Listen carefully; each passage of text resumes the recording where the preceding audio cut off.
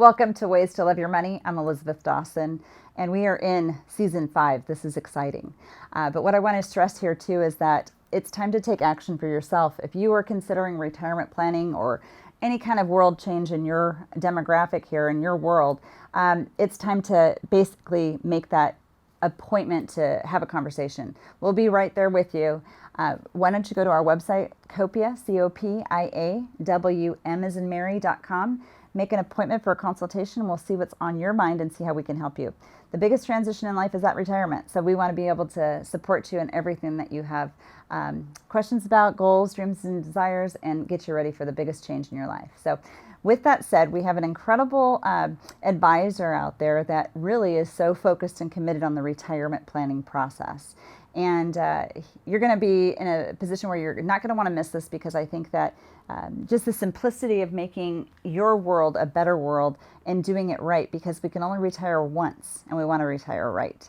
So we have Radon Stancil. He's waiting here to be on the show, and we're excited to have him as well. So stay tuned. We'll be right back. You don't want to miss it.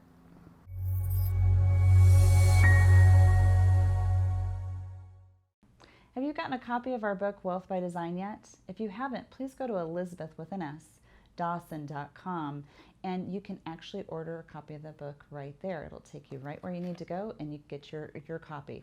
If you have questions about that, please give us a call at 619-640-2622. We'll help you and guide you along the way as well. Take care. Welcome back to Ways to Love Your Money. I'm Elisabeth Dawson, and we have a great person here that's going to just give you an eye-opening experience about your relationship with retirement and what to think about. So this is Mr. Radon Stancil, and he is the owner of Peace of Mind Wealth Management. And he also has a podcast out there called Secure Your Retirement. And I think that these are pieces that you probably need to consider in your future stretch to building your retirement, to get it to a place where you want it to be and you can actually thrive in your retirement without worry. So again, thanks so much. Thanks for being here, Radon. It's a pleasure to have you, and welcome. Well, thank you so much. I appreciate being here and being able to talk with you. So thank you. Well, and you're on the other side of the country. So we're here in San Diego, and tell us a little bit about where you're from. Well, I'm from Raleigh, which is a pretty popular area because we have some pretty famous schools like UNC, Duke, and NC State, which are pretty high on the basketball level of things anyway, for college basketball rather. And and as well as, some of our hospitals are pretty well known as well. So also, if you're on the East Coast, a lot of people move from up north down to North Carolina. And then we have what are called halfbacks. Halfbacks are folks that move from all the way up from up north down into Florida. They find out it's too hot and they come halfway back.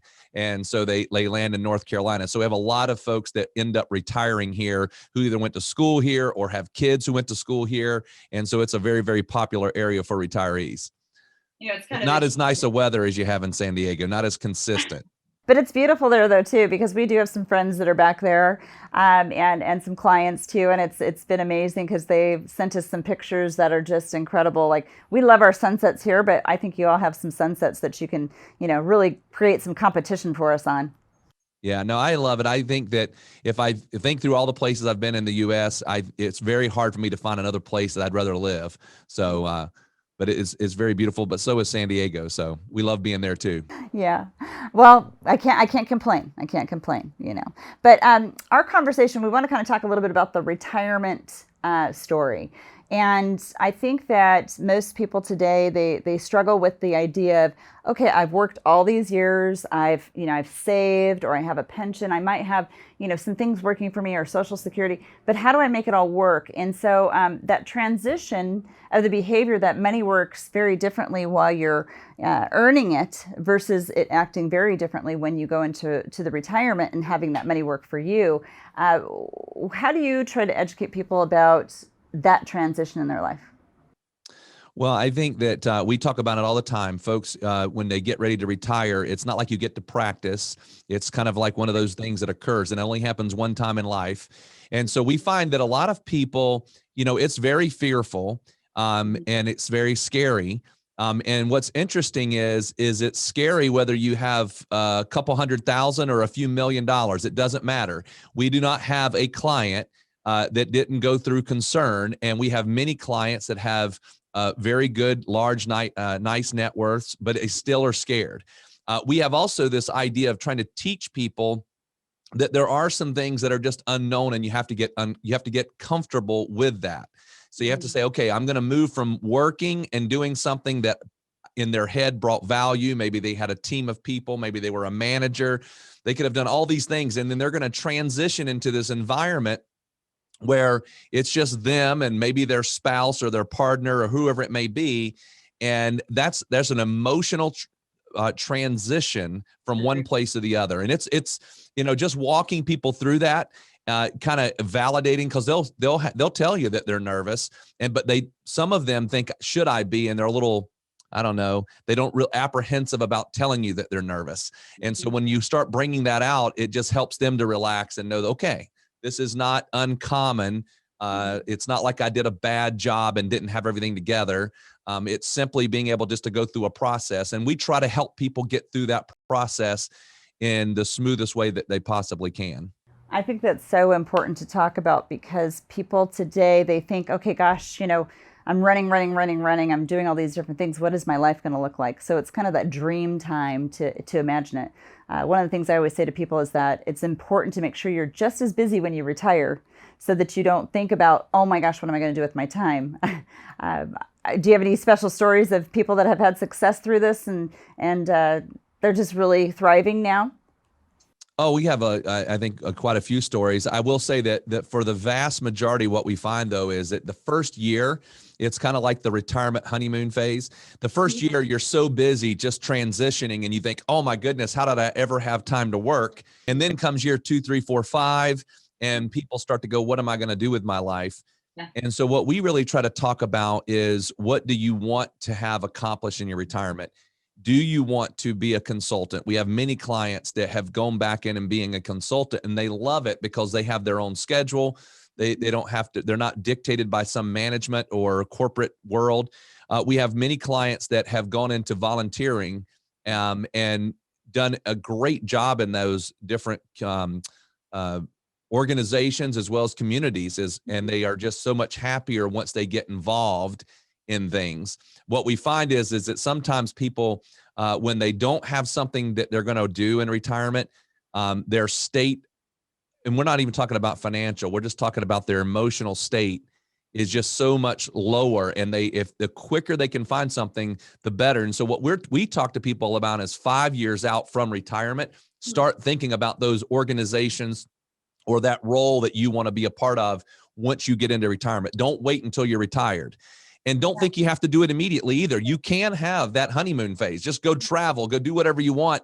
And then whenever it starts to pare down and you have more time, step into those other roles and, operate there with knowledge, knowing that it's going to happen. Don't think it's not going to happen. It will. Well, I think this is a very part of the powerful conversation that people need to know, because they don't necessarily know how to transition into it. But I think that this is, it's a wealth of information for people to consider and think of, because some of the most successful people I've ever met are, they're older, they're kind of mentors. A lady that I know, she had said, the secret to life is never stopping work, but just modifying it.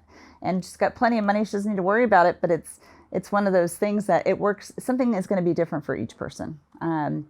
But when you're talking to someone that's coming to you, that's maybe been referred to you or that listened to your podcast, when they're talking to you about retirement, what are some of the number one concerns that they have?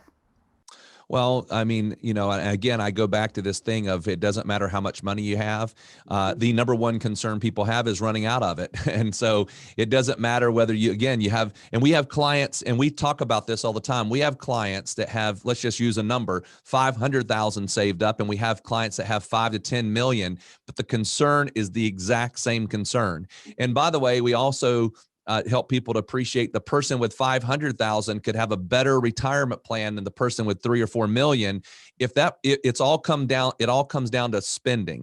Mm-hmm. And so one of the things that we talk to people about is, let's don't be overly concerned with the amount, because that's usually the question people have is, how much do I need to retire?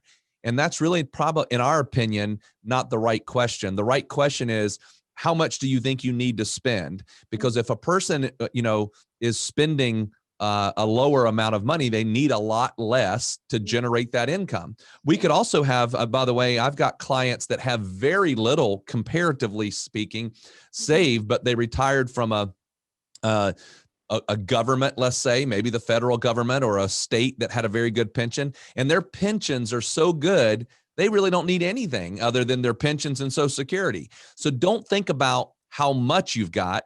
Think about what your spending plan is. And I'm not talking about being overly budgeted, but just look at what you're spending and saying, is that necessary? I mean, we have clients who live this is their feedback to us. They live very comfortably on $5,000 or $6,000 a month. We have other clients who say they could not make it if they didn't have $15,000 a month.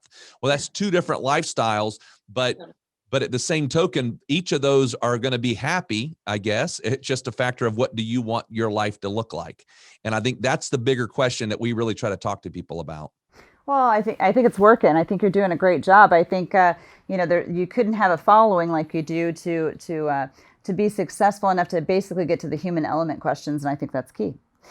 So what are some of the strategies or thoughts that you're wanting to provoke to people today to thinking about their retirement and doing it in a successful way based on what they want? Of course, I know you just mentioned that it's based on what do you need to live comfortably, but is there something that people should be actually preparing for in your mindset that maybe has worked for your clients at this point? So, I mean, we're a huge advocate. I know that I just talked about this, but of actually having a written retirement income plan. And I think that is something that is key. A lot of times, a lot of times people in our business are not that attractive. Engineers are very difficult to work with. Sure. And the reason why an engineer is difficult to work with is usually an engineer comes to the meeting with their own spreadsheet and they're trying to figure things out. We've actually have great relationships with engineers. And the reason why is because we pretty much say, hey, what they're trying to accomplish is what we think everyone should try to accomplish. And that is having a written plan that says, I've thought it through. Now we'll take a person who maybe has built their own spreadsheet and say, let's add to that and maybe use some software that's a little bit more geared toward retirement planning and then be able to do a lot of those what ifs. The reason why I think that is so important, by the way, on the what ifs is I have been in many meetings with people that are planning for retirement and their anxiety is really high. Absolutely. And they're just worried, is it going to work? And so we start walking through the what ifs. And those what ifs could be what if, because we might have somebody who just got an early package and they're 62, they were planning to work to 65. And so we say, okay, maybe you do get that consulting or that other job, but what if you don't? And we can run through the what if. Another one is, what if one person outlives the other? How does that affect the other person? We can play those what ifs out. And after about 45 minutes or so of walking through what ifs, that anxiety level comes down because very few people that we have coming and sitting in front of us have not worked hard to save money. So that's usually not their problem. Their problem is just understanding the math, understanding what's going to happen. So that's number one. Number two is we're very big advocates of being able to have risk managed portfolios. So basically being able to say, how do I retire and manage, have my portfolio managed in retirement without being exposed to all of the risk of the market? Now, most of the time people interpret that, because there's been so much talk about it, that the only way to do that are with things like annuities or things like that. While we use those, we're not anti-annuities. We believe, though, that we can manage the market and manage portfolios with downside protection without having that. But again, we always tell our clients, we tell people this: you're not going to be attracted to someone like us if you think you want to make the highest rates of returns and also be protected. You have to be willing to say, I want to make a decent rate of return and not be exposed. So, and I will tell you, of the people we talk to, they say, look, if you could make me a decent, and I call decent 6 to 8%, somewhere in that range, around that 6. We never illustrate, by the way, in any of our returns, anything more than 6%. We never illustrate a higher than a 6% rate of return. And the reason why we do that is we say, look, if we can do it at 6, 5, or 4, and we make more, then that's okay. But if we plan for 8, 9, 10, that's not going to be a good thing if we don't hit it. So if a client needs to hit 8, 9, 10, in our perspective, then we just don't feel that that's a good scenario because we believe they're spending too much money. No, I mean, that's important for people to see because there's options, right? And people have a mindset about what they think. So do you do something in your practice that's maybe untraditional or not like what the rest of the world is talking about to make you more of an expert leader in your profession? Well, I don't know about, I think it's different just from what I talk to. I have, peers in this industry that I think we do things alike. I just don't think it's that common though, that a lot of financial advisors, when you go talk to a retirement planner, financial advisor peer, don't care where they are, they focus on one thing, and that is the investment strategy that they have. And I'm not saying, I think across the board, you've got a good mix, but I think a lot of financial advisors just work on, hey, I've got this return or I've got this portfolio. And I don't think that's going to bring about a successful retirement plan. I don't care how good my investment strategy is. I think we have to look at other things. And I think that what we try to do is break it down into three categories. We talked about this a little bit earlier, is we want to look at the financial. We need to have a good financial strategy. But we also need to think about our legacy. What are we going to leave behind, whether it be money or intellectual capacity, meaning we want to leave behind what we've learned to our next generations. And then the third area is our lifestyle needs. We do a lot of work with working with retirement communities, for example, what are called CCRCs, or continuing care retirement communities. How do you transition from where you live now to something where you're going to, remain the rest of your life potentially? And then how do you do that and be happy throughout that process? And I think that we work a lot in those categories. So it's not just about the money. Most of the folks who come to us have done a good job of saving, but they say, look, I just want to know how to navigate this world of retirement. I've worked for decades. I know how to navigate a corporate office. I don't know how to navigate retirement. And so we try to help them think through all those things. How are you going to transition? What is that going to look like? How do you communicate to the kids?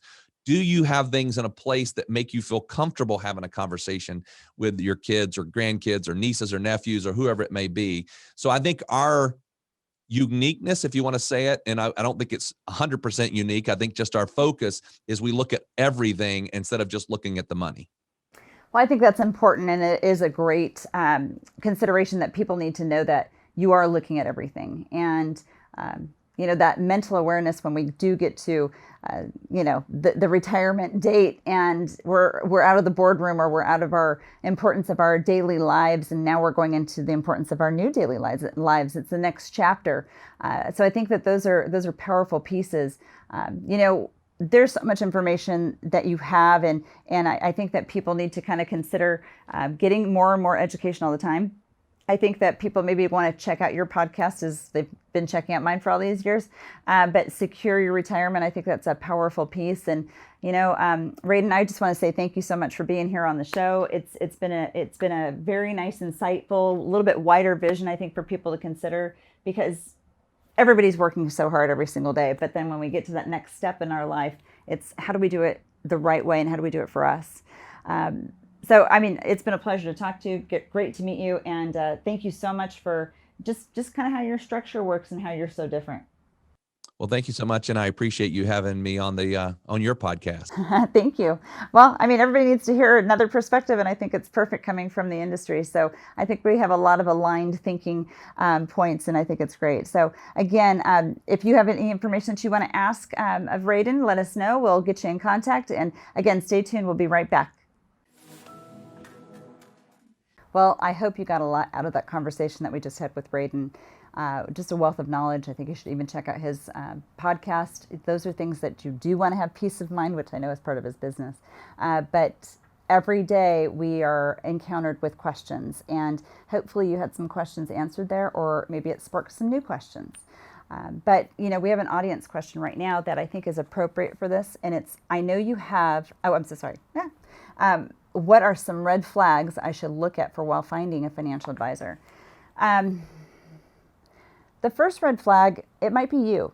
The red flag might be you being the fact that you might want to procrastinate and say, I can wait a while or longer before I have to get a financial expert in my life to kind of figure out what my financial situation looks like. I always suggest look for people that are educators. We appreciate being an educator in this world because I think there's so much for you to know before basically diving into a relationship. Red flags might be that you don't necessarily understand what's being told to you. You might just want to be having your feelers out there to understand what the message is and why you might be wanting to talk to this person. But I would say this, do your research first. Start to talk to people that maybe have had success in the matter of whatever stage it is. Like today we're talking about retirement planning. You want to make sure that you're aligning your beliefs, but also willing to be open-minded with the beliefs and strategies and education that you'd receive from an advisor that is, working with you in your best interest. So here we're a fiduciary firm. So as a fiduciary, we want to make sure that our client is actually heard and the goals, dreams, and desires that they have are really, the priority. There's no two people on this planet that have the same ideals or things that they want. So the biggest part I would say is if the advisor that you're speaking to doesn't have your goals in mind when they're planning for you, that might be the biggest red flag of all. Look for the people that are going to work with you with your best interests in mind and set them up. That's the hardest thing to talk about is, the wish list, the goals that people have and how do they make it a success in their world. So dig deep, do your homework before you get started. Don't procrastinate, and make sure you have the best team that can help you accomplish your goals, dreams, and desires for whatever stage of life that you're in. All right, take care. We'll be back again next week with another episode. We'd love to hear your comments, questions. We'd love to get your feedback. And again, thanks so much for joining us today.